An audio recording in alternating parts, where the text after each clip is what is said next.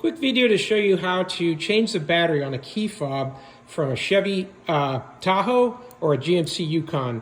These are used across many years and even other models. What you're going to want to do is just take a small screwdriver like this, a flathead, and right at the base where the key ring connects, there's a little gap in this slot here, and you're just going to want to just pry in there a little bit. You can see it's very easy, and then just kind of twist that open, and lo and behold, the whole thing will just open up for you like that.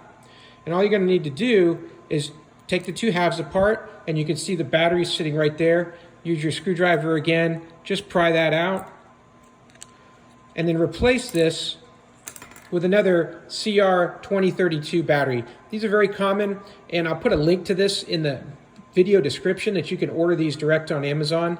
You're going to want to make sure you replace this to match with the plus sign that's in the bottom of the case, and put that plus down.